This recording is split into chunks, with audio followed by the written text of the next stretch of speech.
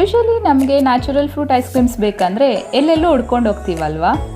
ಆದರೆ ಈಗ ಇಷ್ಟು ಈಸಿಯಾಗಿ ನಮ್ಮೆಲ್ರಿಗೂ ಹತ್ತಿರದಲ್ಲಿರೋ ನಂದಿನಿ ಬೂತಲ್ಲೇ ಸಿಗುತ್ತೆ ಅಂದರೆ ನಿಜವಾಗ್ಲೂ ಎಲ್ರಿಗೂ ಖುಷಿ ಆಗುತ್ತೆ. ಹೇಗಿದ್ರೂ ಸಮ್ಮರ್ ಬಂದಿದೆ, ನೀವು ಕೂಡ ಹೋಗಿ ಐಸ್ ಕ್ರೀಮ್ಸ್ನ ಟ್ರೈ ಮಾಡಿ ಎಂಜಾಯ್ ಮಾಡಿ. Thanks for watching.